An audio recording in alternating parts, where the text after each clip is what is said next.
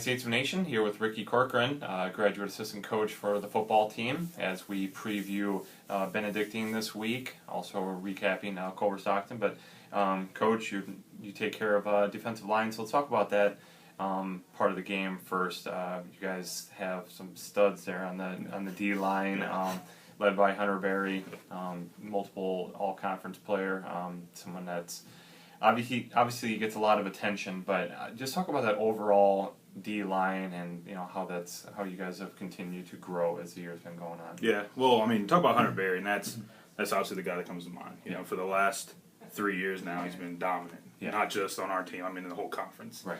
But outside of him, we have Malik Young, who's been a guy here for a few years as well, and he started off slow this year because of an injury he had at the end of last season. But since the end of our break, he's been great for us. I mean, he's really talk about a run stop. Oh, big no doubt. 300 plus no doubt. pounds, yeah. And you can tell he's getting back in the swing of things from the injury. And then Isaiah Say plays some nose guard as well. Yeah. He's an athlete. That's a guy that played fullback for us coming in, and then now is playing defensive line, and he's starting to get it. You know, he really is, and that's a guy that down the road for the next couple of years can be, our guy there in the middle. Definitely. Outside of that, on defensive end, we have Cooper Gosh, who it's a guy that last year played a little bit for us, and since then since taking over for Clayton Tamont and Taylor Barr last year, now he's the guy. I mean, that's a guy out there that he's going to do the right thing. He works hard every play. Yeah. He's an all-effort guy. Anthony Jackson's a guy that can make some plays. Rayshon Coleman makes plays. Definitely. We have Derek Harris and Derek Robinson. I mean, that's one spot that you look at last year with Tamont and Taylor Barr and Cam Colbert. Now we have these guys, and I couldn't be any more proud of those guys and what they played this year. Yeah, there's definitely some freak athletes out there and some guys that, I mean, they always seem to just be in the right position.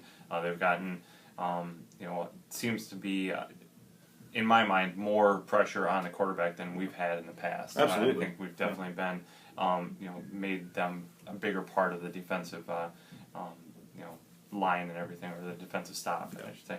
But, overall, I mean, guys have been doing a great job, so congrats on that end. Obviously, it helps to have some good talent, but you got to keep coaching them up. So, there you go. Let's break down last week against Culver-Stockton. You guys came away with a nice victory over the Wildcats, a team that they throw the ball everywhere. So, and considering that they actually had their most success at the start of the game running the ball was kind of weird. It was. I think they unexpected. Definitely unexpected. They came out through, eventually started throwing the ball and threw with success, got over 300 yards. But overall, as a situation, they're very potent offensively. But you guys did a lot of what you've done all year: bend but not break. Exactly. So I guess just break down both sides, the entire game overall, and how you guys. Well, starting on defense, like you said, they came out running the ball. I don't want to say it caught us off guard, but it's just that's not what you prepare for all week. You see the number one passer in the country coming to play us, and they come out and run the ball. Yeah. So maybe it caught our guys off by a little bit, but they, like you said, bend but don't break. Right. And that's kind of what's happened to us all year, and it's hard to do in college football. You know, when a team puts together a long drive and then you stop them down there in the red zone, it is hard to do. Getting the fumble recovery at the 1 yard line. Crazy. I mean, I know, and that's a big play. That's something our guys have done all year long. Yeah. But especially last week, I think that on the offensive side, we had Van Parker come into play for Eric Cooper, and what a game he had. He did. I mean, it was fun for us to watch as a defense staff on the sidelines, watching Van go out there and do that, and that's something that we all knew he could do. Right. It's just great that the guy spends all year as a backup quarterback playing wide receiver, and then comes in and has a game like that. And obviously when you put up the numbers like we did on the offensive side, you got to give credit to the offensive line. I mean, those guys work their tails off all week. They're out there for those long drives. I mean, we're not like typical offenses that go out there and score in a play or two. Exactly. I mean, they're out there for 10 to 15 plays at a time. Yeah. I mean, it's really impressive, especially with the young guys we have. So I just think it's awesome that our guys fought the way they did last week too. Yeah. I mean, Culver's going to fight the entire time. I mean, that's a team that's only won one game this year, but it seems like they give fists to everybody every single week. Yeah, they've been in a lot of games. They almost knocked off Mid-Am the first week in Missouri Valley. Either the week before or a couple weeks before, gave them a heck of a fight. I mean, they've been a nuisance. They've a much improved team, and that was I think everybody can admit that was not a catch game, but what they thought. I mean, I can't think of the right word, but trap game. Thank you. Trap game. And just coming away with that one, not overlooking them going ahead to this week's Benedictine game. That was big, just to go out and take care of business and move forward. Now looking at Benedictine, this is a team that, amazing game last year, came to double overtime at our place, lost by 1, all of that. They're another strong team, ranked 22nd. We're just a few spots behind them. This is a game, well, obviously, we all know can't lose. I mean, we knew after starting 0-3, you basically got to run the table, and this is just another step in the progress. But I guess let's talk about them and how you guys are prepared for the Ravens.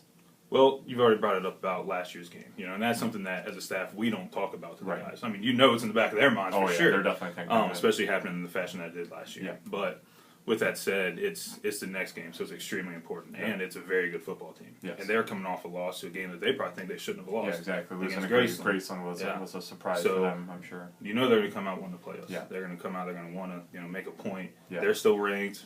Yeah. We're on the verge of being ranked. But with that said, they have one of the best receivers in the country in Christian Hack. That guy's a stud. He's something that you have to think about. And it's not just him though. They have a good quarterback. They have a good running game. They have multiple guys that can run the ball. On defense, I know they're usually strong. Right. It's going to be fun. It's going to be fun. It's going to be exciting. Yeah. I think we have a good game plan on both sides put together. Right.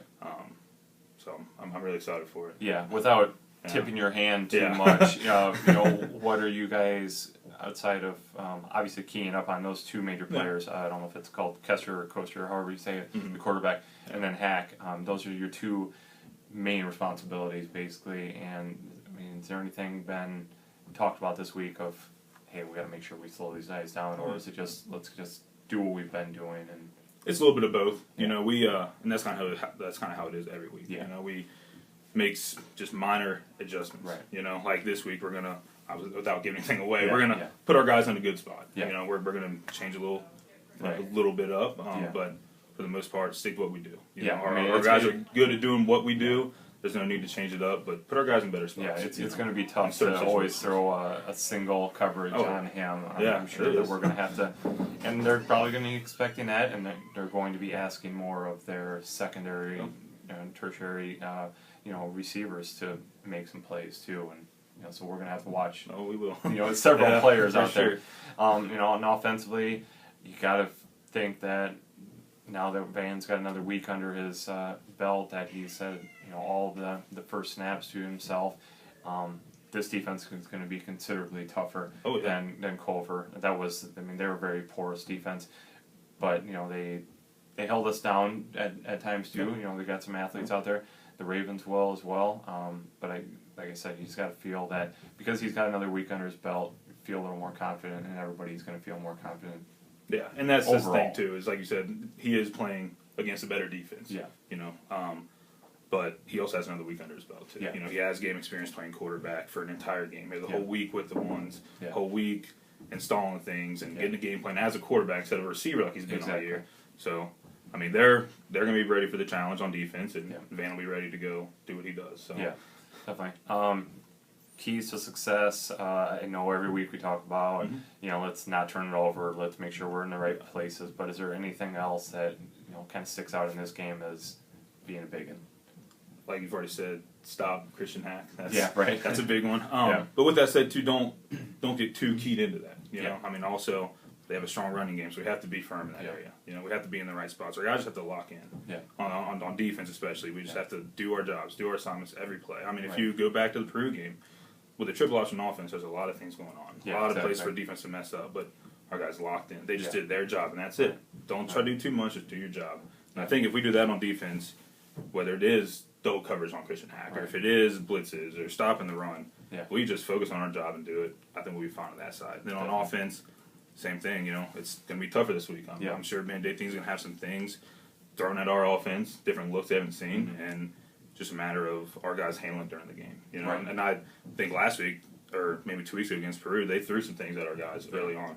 But the coaching staff saw it, corrected it. The young guys on the offensive line made the changes and started getting it right, and then scored a touchdown late in the game to give us the win. So I think those are things that stick out to me. Right. Well, Coach, appreciate you coming in. You guys have pulled off 5 in a row.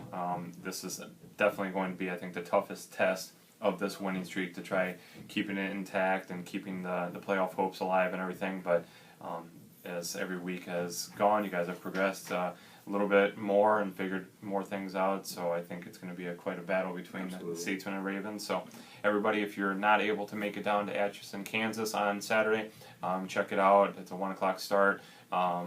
Again, down in Kansas, you can also catch it on the web. So many ways to see the Statesmen in action. And best of luck, Coach. Thank you very much, guys. All right, thanks so much.